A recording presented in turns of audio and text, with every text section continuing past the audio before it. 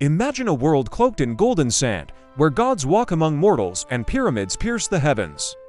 A civilization so advanced, so enigmatic, that its secrets still whisper to us from across millennia. Today, we're not just looking at history, we're stepping into it. We're embarking on a majestic journey to reimagine the world of the golden pharaohs of ancient Egypt. Forget the dusty textbooks and black and white photos. We're about to witness this incredible empire in a way you've never seen before, brought to life with breathtaking detail and color. This is the story of power, belief, and eternity, reimagined for the modern age. Our journey begins on the banks of the life-giving Nile, the artery of Egyptian civilization.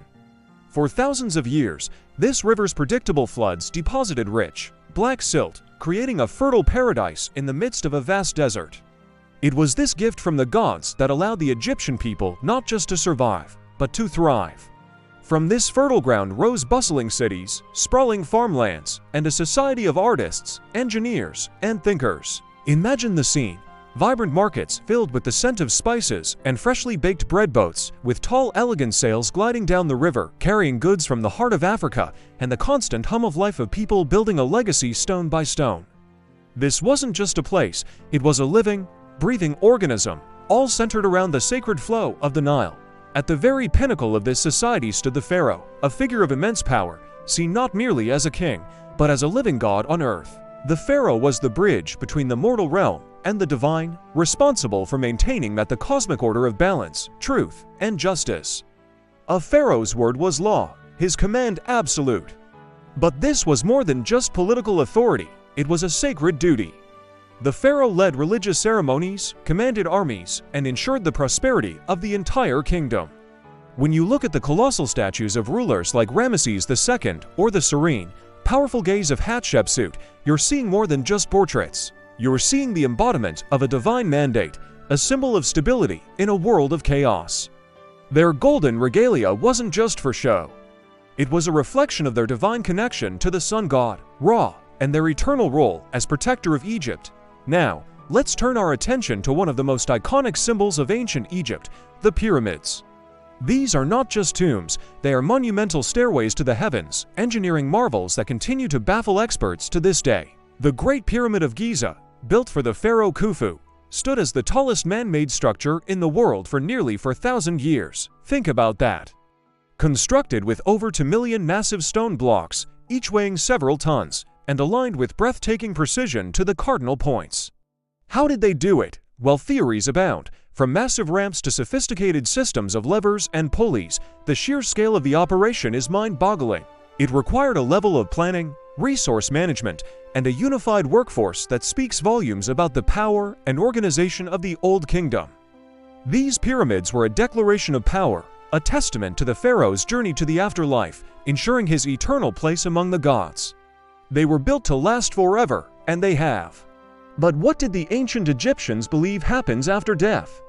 For them, life on earth was just a prelude to a much grander, eternal existence. The afterlife, known as the Field of Reeds, was a perfect, idealized version of Egypt, where there was no sickness, no hunger, and no pain. But getting there was a perilous journey. The soul had to navigate the underworld, facing monstrous demons and passing a series of divine tests. The ultimate trial was the weighing of the heart. The deceased's heart was placed on a scale opposite the feather of Mat, the feather of truth.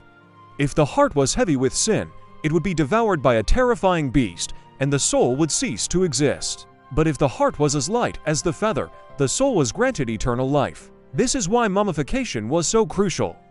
It was believed that the soul needed its physical body to recognize in the afterlife.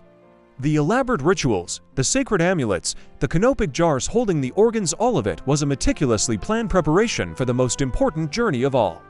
No story of a golden pharaoh is complete without mentioning the one who captured the world's imagination like no other, Tutankhamun, the Boy King.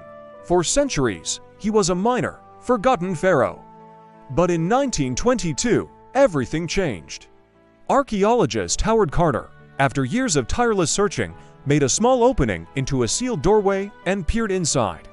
When asked what he saw, he uttered the now famous words, "Yes, wonderful things." He had discovered Tutankhamun's tomb, almost perfectly intact, a treasure trove that had eluded robbers for over 3,000 years. The world was stunned. Gilded chariots, intricate furniture, precious jewelry, and of course, the magnificent solid gold death mask. It's arguably the most famous artifact from the ancient world. Tutankhamun's tomb gave us an unprecedented, dazzling snapshot of royal burial customs and the incredible wealth of the pharaohs.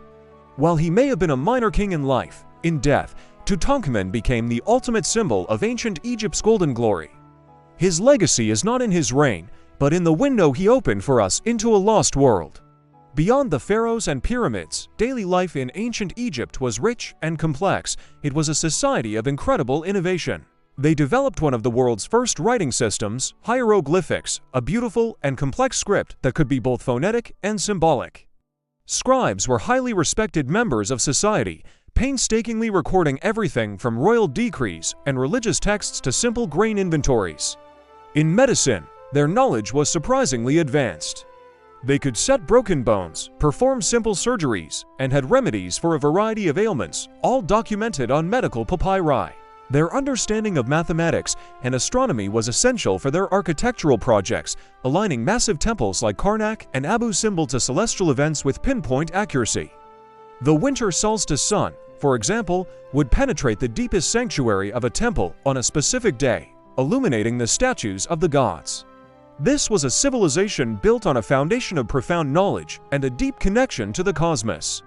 As we look at the breathtaking temples of Karnak and Luxor, we see the architectural expression of their deepest beliefs. These weren't just places of worship, they were considered the literal homes of the gods on earth. A massive complex like Karnak was built and expanded by generations of pharaohs over 2,000 years.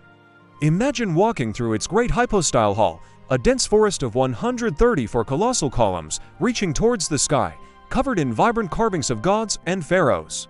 The play of light and shadow, the sheer scale, it was all designed to inspire awe, to make a mortal feel small in the presence of the divine. Festivals and processions would move through these temple avenues, bringing the statues of the gods out to see the people, reinforcing the sacred bond that held the nation together. These temples were the heart of the Egyptian spiritual world, monumental gateways connecting humanity with eternity. So what happened to this magnificent civilization? No empire lasts forever. A combination of factors led to Egypt's slow decline. Internal power struggles between pharaohs and a rising priesthood weakened the central authority. A series of costly wars with neighboring empires, like the Hittites and later the Sea Peoples, drained the treasury and manpower. Climate change, leading to less reliable Nile floods, caused famine and social unrest. By the first millennium BC, Egypt found itself vulnerable. It was conquered successively by the Libyans, the Nubians, the Assyrians, and the Persians. The final blow came with the arrival of Alexander the Great, which ushered in a period of Greek rule under the Ptolemaic dynasty, ending with the famous Cleopatra. Finally, in 30 BC, Egypt became a province of the Roman Empire, and the age of the pharaohs was officially over. The ancient religion faded, the temples fell silent, and the meaning of hieroglyphs was lost for over 1,000 years. Yet, the legacy of the golden pharaohs is immortal. Their influence is woven into the fabric of our own world. The concepts of a 365-day calendar and a 24-hour day have their roots in ancient Egypt. Their architectural and engineering prowess inspired the Greeks and Romans, and through them, all of Western architecture. Their art, their mythology, their fascination with eternity have captivated thinkers, artists, and explorers for centuries, sparking a field of study Egyptology dedicated to unraveling their secrets. The rediscovery of how to read hieroglyphs in the 19th century unlocked a wealth of knowledge, allowing the ancient Egyptians to finally speak to us in their own words. Today, their civilization continues to inspire wonder, reminding us of the incredible heights of human creativity, ambition, and the timeless quest for immortality. The golden pharaohs may be long gone, but their kingdom of the sun lives on forever in our collective imagination. Thank you so much for joining us on this journey. If you enjoyed this look into the world of ancient Egypt, please hit that like button, subscribe, and ring the bell so you don't miss our next adventure into history. See you next time.